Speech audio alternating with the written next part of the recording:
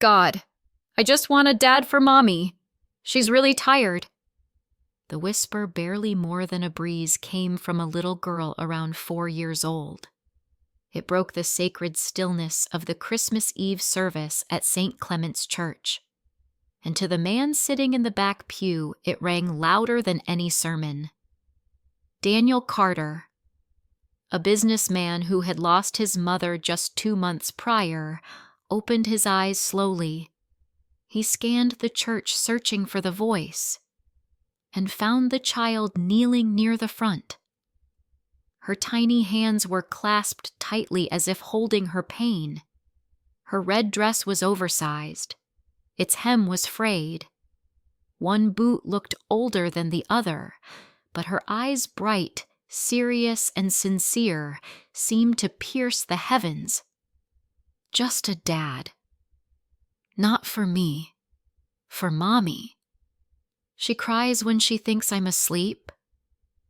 Beside the girl sat a young woman just past 30. Her light blonde hair was hastily tied back, her shoulders slumped with exhaustion, yet her hand gently resting on the child's back tightened something in Daniel's chest. He didn't know them, but something inside him stirred, something long dormant. Daniel had come seeking peace to remember his mother, the one who always said Christmas miracles never shout. But tonight he witnessed a miracle begin not with a gift, but with a plea for love for a tired mother. And for reasons he couldn't explain, Daniel stood up as the mother and daughter quietly walked into the snow-dusted night, where everything was just beginning. Daniel Carter didn't follow them. He simply stood there in the fading candlelight of the church, watching their 2 small silhouettes fade into the snow. The girl looked up, stuck out her tongue to catch a few snowflakes, then giggled. Her mother smiled too, a fragile smile as though remembering something long forgotten. Hand in hand, they turned down a narrow street, leaving behind the lingering echoes of the final hymn. Daniel remained seated, longer than anyone. People left with gifts, joy, and warmth. But he stayed in the shadows where the child's prayer echoed in his mind. She cries when she thinks I'm asleep. An old priest placed a hand on his shoulder and asked softly, "Are you all right, Daniel?" He nodded. "Father, do you know the woman who was with that little girl?" "Oh, she comes from time to time. Quiet, never asks for anything. Her name's Grace. The girl is Ellie." Daniel repeated the name in a whisper. Grace. A simple name. Yet it fit perfectly. That night, as Daniel stepped outside, snow blanketed the quiet street. He stood beneath the yellow glow of a lamppost alone. But inside, for the first time in months, he no longer felt completely hollow. He didn't know why. But he knew one thing for sure: he wouldn't forget that little girl's voice. And maybe he didn't want to. The next day, Daniel returned to his Manhattan penthouse silent, pristine, and now oddly cold. Though he tried focusing on work and the financial news scrolling across his screen, his mind kept returning to that woman and the little girl who prayed not for herself but for her mom. He couldn't shake it. By noon, Daniel called an old friend who worked at a local nonprofit. "Can you help me find a woman named Grace? A single mother, probably living on the west side of the city." "What's going on, Daniel?" "Nothing big. I just want to know if they're okay." Grace lived in a rundown apartment in a crumbling building. Peeling, paint-rusted mailboxes, stairs that creaked with every step. Her husband, a gentle, loving man, had died in an accident 3 years ago on his way home from a second shift. Since then, Grace hadn't really lived. She merely survived. Each day was a battle. Some days she mopped mall floors. Others she washed dishes in a diner or handed out flyers in the freezing cold. Any job that could bring in a little money for flour, milk, or rent. And through it all, She never once begged. Not from the church, not from neighbors, not a single complaint. Daniel read the report in the pale afternoon light, his chest tight. The image of Grace praying beside her daughter now played in his mind like a sad melody he couldn't silence. It wasn't pity. It was something else deeper, more sincere. For the first time in a long while, Daniel Carter felt the desire to do something. Not out of duty, but out of heart. Daniel Carter didn't knock on her door. He didn't stand at apartment 2B to announce himself as the man who would change their lives. He simply began with small things. That evening, a group of workers showed up at the rundown building citing roof repairs. They worked quickly but thoroughly. 2 rotting tiles were replaced, a ceiling leak sealed. All expenses prepaid. No name, no invoice left behind. 3 days later, a grocery bag appeared at Grace's door. No signature, no sender. Just a paper bag holding fresh milk, apples, warm bread, and a soft gray wool blanket. The following morning, a winter bouquet of wild daisies wrapped in brown paper was gently placed on the doorstep. Tucked inside was a handwritten card, the letters slightly crooked but kind. "Someone up there cares for you." Grace stared at the gifts as if they had fallen from a dream, beautiful but too hard to believe. "Did someone leave these by mistake?" she whispered. "No, Mommy." Ellie cheered. "I think it's the angel. The one I prayed to. Grace laughed, a sound both skeptical and quietly hopeful. She placed the flowers in a chipped ceramic mug on the windowsill. Ellie curled up with the blanket, whispering like she was holding on to a miracle. Across the street behind the tinted glass of his car, Daniel watched. He didn't step forward. He didn't need thanks. That image, mother and daughter smiling in the morning light, was more than enough. Because for the first time, Daniel Carter didn't feel like a wealthy man doing charity. He felt like a human being rediscovering the better parts of his own heart. On the last morning of the year, snow fell thick and silent. The city still slept under a white blanket. But Daniel Carter was already awake. He gently placed a new bouquet of winter daisies in a bag alongside a cold bottle of milk. Inside a small note, "Someone up there still cares for you."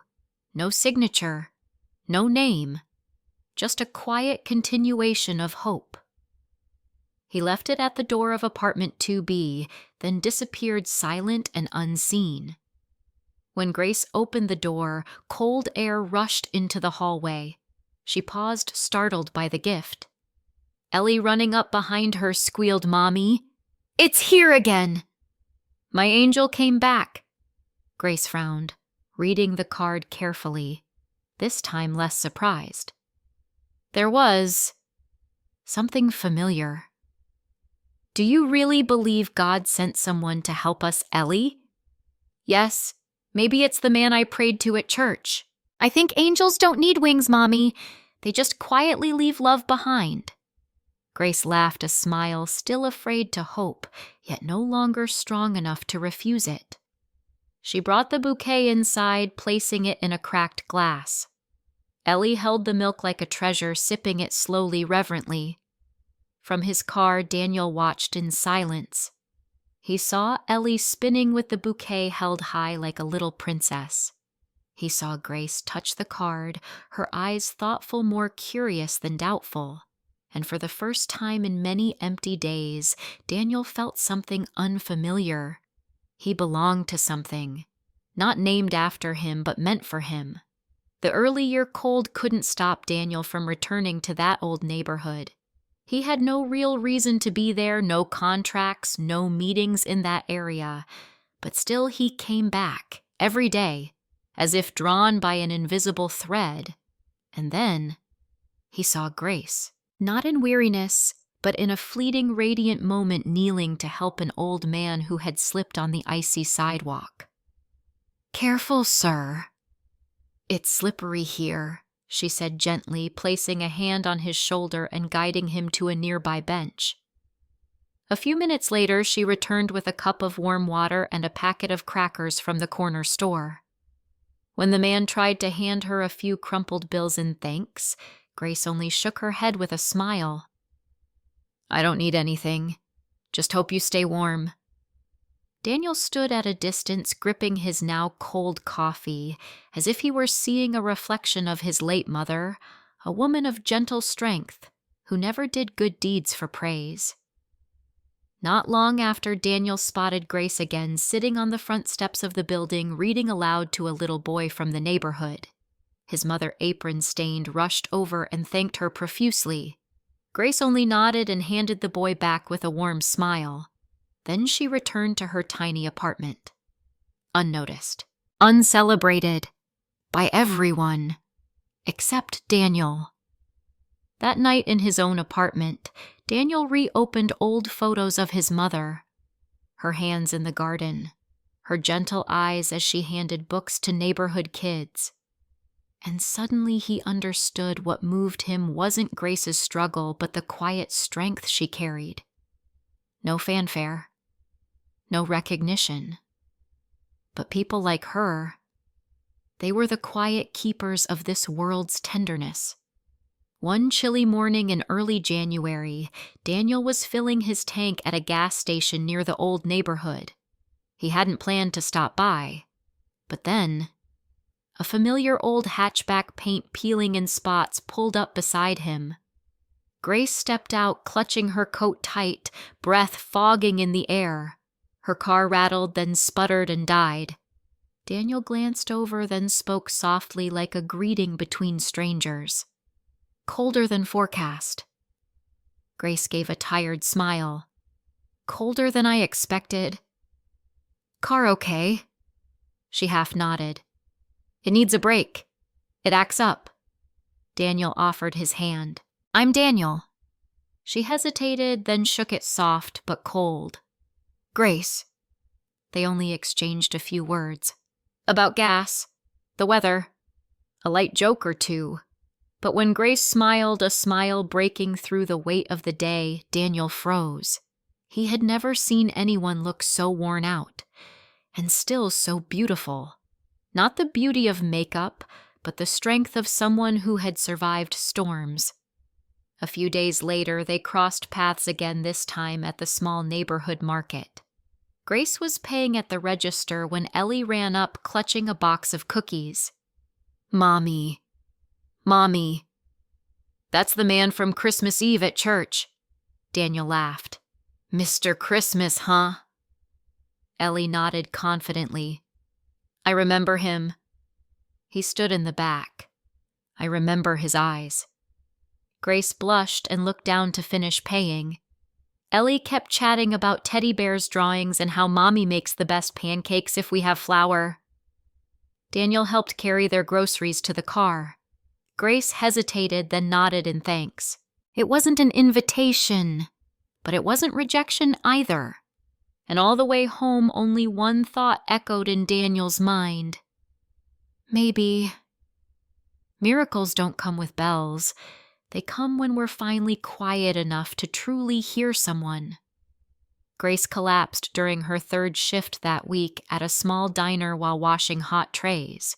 No one caught her. Her back hit the cold prep counter, her sweat-soaked shirt clinging tight. When she woke, the ceiling was sterile white, disinfectant in the air, IV hanging beside her. She lay there, no family, no decent insurance, and a hospital bill growing like the exhaustion inside her. "We'll need to keep you for observation," the nurse said gently. "But the costs are adding up." Grace closed her eyes. She didn't cry. She just felt empty.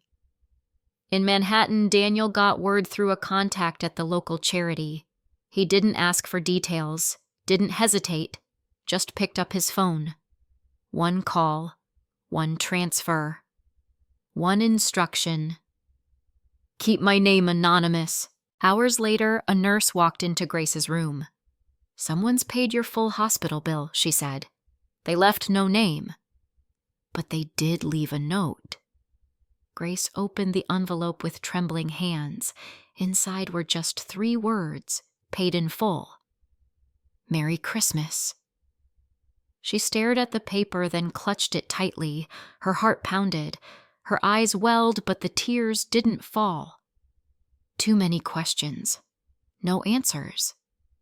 Who would do this? She whispered. Why? Me. Across town. Daniel stood by his window, coffee in hand, eyes distant. He knew she'd read it, knew she'd ask, but in that moment all he hoped was that she could finally rest. Just once. No burdens. No pretending. And if he was lucky, Daniel thought, maybe she'd know that somewhere out there someone had truly seen her pain. Saturday afternoon, Grace returned to the small bookstore where she worked weekends. Life seemed to be stabilizing, but inside she was still shaken from her hospital stay. She told no one about the anonymous hospital bill, or the cards, or the flowers, or the groceries. She kept those to herself as if they were fragments of a dream too fragile to believe. Until a young coworker, one obsessed with tracking business tycoons, ran over with wide eyes, phone in hand. Grace. Was this the guy you met at the gas station? I just saw his photo in an article. Grace looked at the screen and forgot how to breathe. On the screen was a man in a gray suit standing in front of a skyscraper, familiar smile tilted slightly. The headline blazed, Owen Daniel Carter, CEO of Carter Real Estate Group, returns to hometown for the holidays. Grace froze. Her heart raced louder than the rain outside. Her fingers trembled as she scrolled down. Photos. Descriptions. They called him a quiet millionaire real estate mogul of the East Coast. And everything clicked.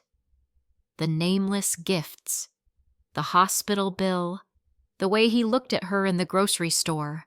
The handwritten notes. Someone up there cares for you. She couldn't remember how she asked for an early leave. Couldn't recall leaving the bookstore.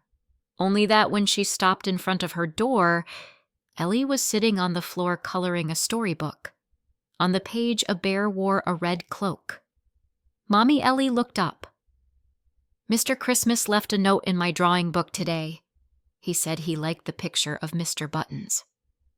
Grace knelt down, brushed Ellie's hair back, and whispered, Ellie, Mr. Christmas.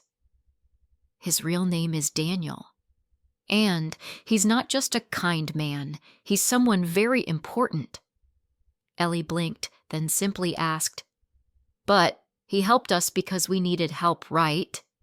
Mommy Grace didn't answer right away, because even she wasn't sure. Inside her, a strange storm swelled gratitude, doubt, and the sting of being hurt by someone who hadn't lied, but never told the truth either. That night, after Ellie had fallen asleep, Grace put on her coat, stepped into the soft snow, and headed toward the cafe where she had once seen Daniel, where all the questions were waiting for answers. Daniel sat by the window of the old cafe, holding a warm cup, unfixed on the snow as he had every morning. But this time, he looked up and saw something he had both hoped for and feared. Grace, standing outside the glass, her coat dusted in snow, eyes red but dry. He rose instinctively and walked toward her. Grace. Don't. She cut in. Her voice wasn't loud but sharp, like cold steel. Why didn't you say anything? Daniel stayed silent. You knew me, knew I was struggling, and instead of showing up, you stood behind everything, like I was some charity project. It wasn't like that, he said softly. I just didn't want you to feel pitied. Pitied? She laughed, bitter and brittle. You paid my hospital bills, sent food, flowers, cards, like some secret saint. Meanwhile, I had to pretend I was strong enough for my daughter every day. Daniel stepped closer, his voice steady but full of feeling. I helped. Not because you were weak, but because I saw a woman so strong it scared me. You carried everything for your daughter for the world, and never once asked for help. He paused, his gaze softer now. Grace, I didn't hide anything. I just didn't think someone like you would need someone like me if I led with a net worth. She was quiet. For the first time. I helped. Because you deserve it. Not because you were helpless. The cafe hushed. Only the fireplace cracked faintly. Wind whistled at the door. Then from behind them a small voice broke the stillness. Are you mad at my mommy? They both turned. Ellie stood there, pajama zipper half done, teddy bear clutched tight, her feet bare on the cold tile. Daniel knelt gently. No, sweet angel. I'm not mad at your mommy. Ellie nodded. 'Cause every time someone helps us, mommy gets scared they'll disappear. Daniel looked at Grace. Her eyes glistened. Not with anger, but because she was too tired to keep guarding herself. He turned back to Ellie. I won't disappear. Not this time. Grace said nothing more. She just stood there quiet, but for the first time. Her shoulders didn't seem so heavy. Not forgiveness, but the first crack, where something new might begin. The first snowfall of the year blanketed the town in white. But inside the tiny apartment 2B, the light spilling from the kitchen brought something far warmer: laughter, the smell of baked goods, and the quiet blooming of something precious: trust. That afternoon, Daniel stood at Grace's door holding a simply wrapped gift box in brown paper tied with a sprig of pine. He wasn't sure if she'd open the door, but when it creaked open, Grace didn't look surprised, just silent. Her eyes were still cautious, but no longer cold. Happy New Year, Daniel said, his voice barely a breath. A little something. For Ellie. Grace looked at the box, then at him. She didn't smile, but she didn't refuse either. She's coloring in the kitchen, she said quietly, then stepped aside. Come in. It wasn't a warm invitation, but it was no longer a boundary.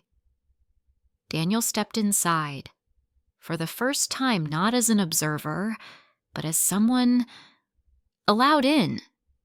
Ellie looked up, her eyes sparkling. Mr. Christmas, Daniel laughed. That name's still following me.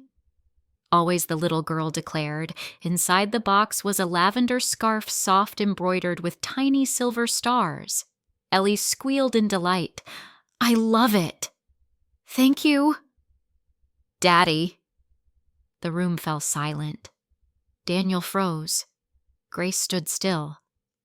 No one had told Ellie to say that, but children always know who truly loves them. What?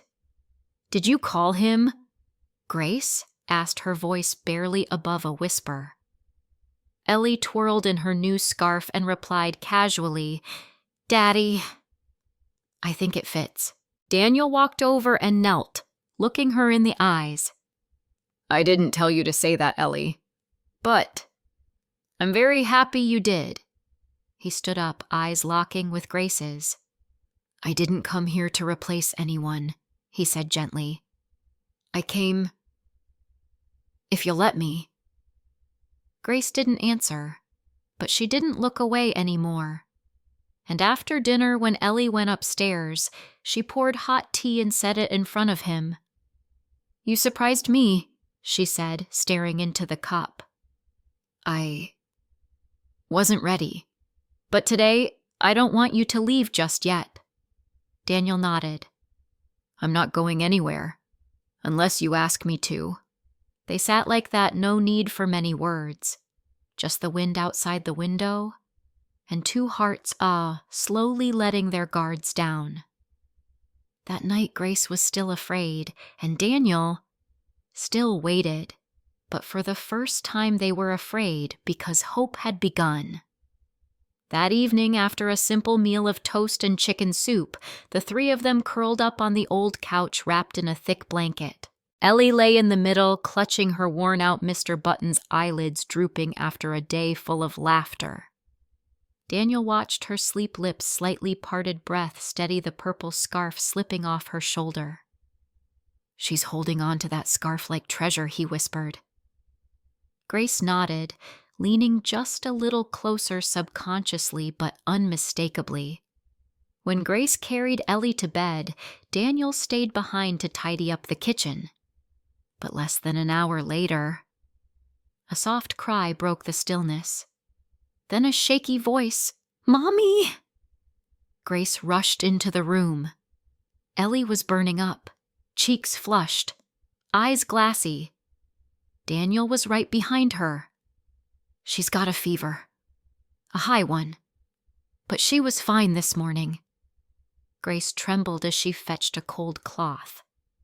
Daniel took her hand and said, "Keep switching the towels.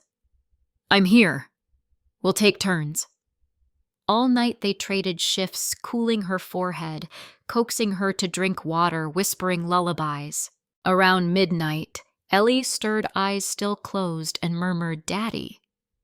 Daniel leaned in gently, brushing her forehead. "Daddy's here. Always if you want." Ellie didn't reply, just clutched Mr. Buttons tighter and fell back asleep. Grace stood in the doorway. She had heard everything. When Daniel stepped into the living room to fetch another towel, Grace stopped him. She didn't speak right away, just placed her hand on her chest like she was trying to steady a heart racing too fast. "She called you Daddy." Daniel nodded. "I know. And you stayed." "Grace, I'll stay. Every night if you need me to." Their eyes met, for the first time without defense, without logic. No longer just the helper, no longer the stranger, but someone who belonged through every hour by a sick child's side, every worried breath, every silent hand held. Grace didn't cry, but she no longer held distance either, and for the first time she realized Daniel hadn't just come for Ellie. He had come for both of them. And maybe he had been there all along from the moment that prayer echoed in a quiet Christmas Eve church. That morning, snow fell gently like a whisper from heaven. Daniel stood alone inside St. Clement Church, where it had all begun on Christmas Eve. Candles were lit white lilies placed on the very pew where Grace and Ellie had once knelt. No music, no audience, just silence and something sacred in the air. "You said you were taking her to the park," Grace murmured as she entered, clutching Ellie's hand, suspicion etched across her face. "We will." Daniel smiled softly. "But first, I wanted her to see something more important." Ellie tugged her mother toward the altar. "Hurry, Mommy. I know it's something beautiful." Grace hesitated, then stepped forward. She stopped. On the same wooden pew they had once prayed at sat a bouquet of white flowers. No card, no name, just candlelight flickering on the stone walls like a memory returning. She turned and saw Daniel kneeling. Not to her, to Ellie. "Ellie," he began, voice warm but trembling. "From the night you prayed, I changed. You didn't ask for toys or snow. You asked for something bigger than all of that, a person to love your mom. And I knew I wanted to be that person." Ellie's eyes widened, lips trembling. "Can I be your daddy? Not just today, but every day for pancakes, snow days, bedtime stories, and all the hugs you'll ever need." Ellie didn't answer. She launched into his arms, shouting, "Yes! 1,000 times yes!" Daniel held her tight, his face radiant, eyes misty. Then he turned to Grace, still frozen in place. He didn't stand, just reached into his coat and pulled out a small box. "Grace," he said softly, "I came to this church looking for peace after my mother passed. I didn't expect to find you. You never needed saving. You saved yourself and Ellie, but if you'll let me, I want to walk beside you, not in front, not shielding you, just with you." He opened the box, a simple ring, no sparkle, no glamour, just warmth like Grace herself. "Grace," he whispered like a prayer, "can I be your home?" The church was silent. Candles flickered. Wind howled outside the frosted glass. And then Ellie shouted, "Please, Mommy, say yes!" Grace laughed through her tears. She stepped forward, knelt beside them. Her hands cupped Daniel's face. "You already are." Daniel wrapped them both in his arms. Church bells rang at that very moment, unplanned but perfect. And beyond the falling snow, the town slept quietly, unaware that inside a humble church, a family had just been born from the pure prayer of a little girl. One Christmas long ago, a year passed since the church bells rang that day. Winter returned, snow fell again, but this time there was no fear, no cold in their hearts. Their new home stood near the park, just a few blocks from St. Clement. A small porch, a backyard swing Daniel built himself. The kitchen always smelled of cinnamon. And in the corner, a long bench where Ellie sat hugging Mr. Buttons, now neatly stitched and wearing a purple ribbon. Grace was in the kitchen dusting sugar over cupcakes, humming softly. Daniel and Ellie were in the living room, struggling to wrap gifts covered in tape and glitter. "We're terrible at this," Daniel laughed.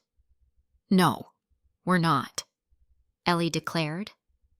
"We're a team." That family was no longer just the three of them. Grace and Daniel had co-founded an organization called Angel of Christmas, inspired by the pure wish of a little girl years ago. The charity supported single mothers with food, temporary housing, financial mentoring, and emotional healing. Daniel called it his new legacy, not skyscrapers, but little homes built from kindness. That evening, Grace asked Ellie to bundle up, carrying a small box. "Where are we going, Mommy?" "You'll see." They returned to that same little church, still quiet with just a few flickering candles. Grace led her to the same pew, where Ellie had once knelt in a tattered dress and mismatched boots, whispering to God with a clear voice. Ellie sat. No one told her what to do. She closed her eyes, hands clasped. "God, thank you," she whispered. "I have a daddy now for Christmas." Grace turned away, but not quickly enough to hide the tears. Daniel entered last. He said nothing, just placed his hand gently on Grace's shoulder, then leaned down to kiss the top of Ellie's head. All three sat, no longer asking for anything, because every miracle had already come true, not through magic, but through hands, hearts, and daily choices. The little house smelled of cinnamon, vanilla, and fresh pine. The fireplace crackled. On the table sat warm pies and cocoa. Snow blanketed the windowsill like a blessing from heaven on this first full year of home. Ellie danced around the tree, her favorite purple scarf draped over her shoulders. Mr. Buttons held proudly. Daniel crouched to straighten the bear's bow. Ellie grinned. "Now he's Mr. Buttons Deluxe," Grace laughed. "She thinks anything with deluxe is fancy." She set down the tray, wiped her hands on her apron, and looked at them, a man who had entered her life quietly and a child who once had only half a family. Now both were here, whole, complete. That night after dinner, all three snuggled on the couch under one big quilt. Christmas music played softly from the old radio, Daniel read a story. Grace smiled, fingers twirling Ellie's hair, and Ellie whispered, "Mommy." "Yes, sweetie. I don't need to wish for anything anymore." Grace paused. "Why not love? Because I already have a home." Grace pulled her close. Daniel reached out and held Grace's hand. No words were needed. The warmth was enough. Outside snow fell like a dream. Inside the little house was still but no longer silent. This Christmas there were no grand miracles, just 3 people once lonely, once broken who found each other. Not by luck, but by choice.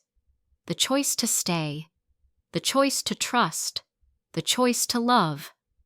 And Ellie, the girl who once whispered, "God, I just want a dad for Mommy," now had her answer, not in words, but in a hand held tight through a white winter night.